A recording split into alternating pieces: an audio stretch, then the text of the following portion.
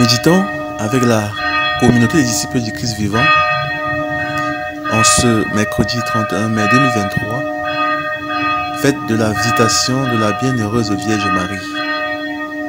Évangile de Jésus-Christ selon Saint Luc au chapitre 1, versets 39 à 56. En ces jours-là, Marie se mit en route et se rendit avec empressement vers la région montagneuse dans une ville de Judée. Elle entra dans la maison de Zacharie et salua Élisabeth. Or, quand Élisabeth entendit la salutation de Marie, l'enfant tressaillit en elle. Alors, Élisabeth fut remplie d'Esprit Saint et s'écria d'une voix forte: « Tu es bénie entre toutes les femmes, et le fruit de tes entrailles est béni. D'où m'est-il donné que la mère de mon Seigneur vienne jusqu'à moi? Car lorsque tes paroles de salutation sont parvenues à mes oreilles, l'enfant a tressailli d'allégresse en moi. Heureuse celle qui a cru à l'accomplissement des paroles qui lui furent dites de la part du Seigneur. » Marie dit alors: « Mon âme exalte le Seigneur, exulte mon esprit en Dieu mon Sauveur. Il s'est penché sur son humble servante. Désormais, tous les âges me diront bienheureuse. Le Puissant fit pour moi des merveilles, saint est son nom. Sa miséricorde s'étend d'âge en âge sur ceux qui le craignent. Déployant la force de son bras, il disperse les superbes. Il renverse les puissants de leur trône, il élève les humbles. Il comble de bien les affamés, renvoie les riches les mains vides. Il relève Israël son serviteur, il se souvient de son amour, de la promesse faite à nos pères en faveur d'Abraham et de sa descendance à jamais. » Marie resta avec Élisabeth environ 3 mois, puis elle s'en retourna chez elle. Acclamons la parole de Dieu. Méditation. Frères et sœurs dans le Seigneur Jésus-Christ, rendons grâce à notre Sauveur qui nous a donné sa mère, la Vierge Marie, pour tenir notre main sur le chemin de la foi. Réjouissons-nous aujourd'hui de célébrer avec toute l'Église la fête de la Visitation. Cet épisode de la vie de notre Mère du Ciel qui révèle des vertus dont notre monde a tant besoin, que ce soit en action ou en parole. Ce texte se situe à la suite de l'Annonciation, pendant laquelle l'ange informe la Vierge de la grossesse de sa cousine Élisabeth. La première action de Marie est remarquable. Elle se rend avec empressement chez sa cousine. Cet empressement à aller vers l'autre, cet amour du prochain, ce désir de partager la joie de l'autre sont des vertus universelles et éternelles. Son acte s'accompagne de sa parole, une salutation qui réjouit parce que derrière ces simples paroles se cache la joie, l'Esprit Saint et le salut qu'elle porte en elle, et c'est ce qu'elle transmet à sa cousine. Aujourd'hui encore, la société a besoin que de vrais chrétiens sortent de leur zone de confort et vont avec empressement à la rencontre des autres. Nous aussi, nous pouvons incarner ces vertus. Nous pouvons décider de ne pas céder à la mode de l'indifférence, de la proximité distante par les réseaux sociaux, ou encore de la jalousie et de l'envie.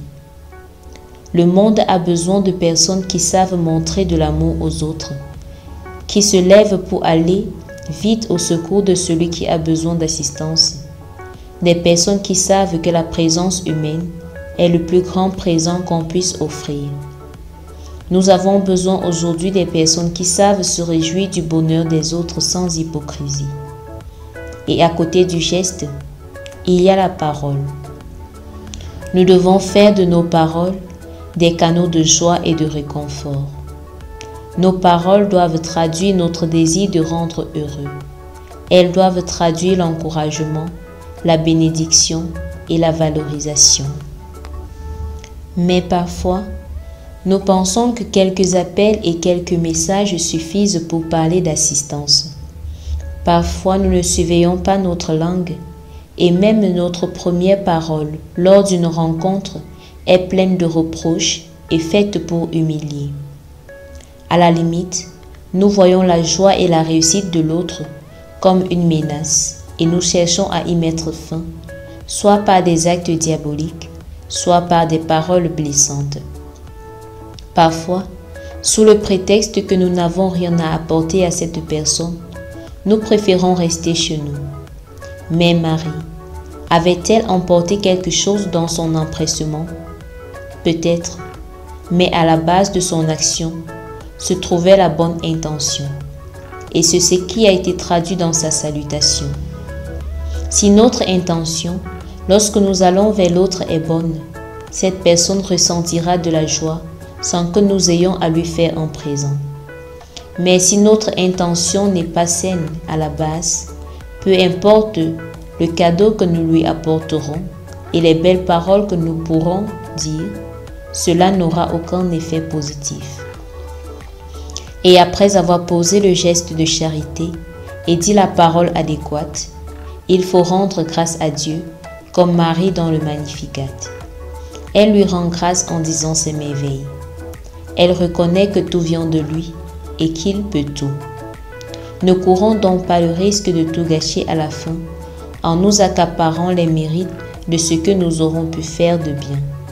Donc, quand nous aurons bien agi, quand nous aurons révélé l'amour de Dieu, tournons-nous vers lui et rendons-lui grâce.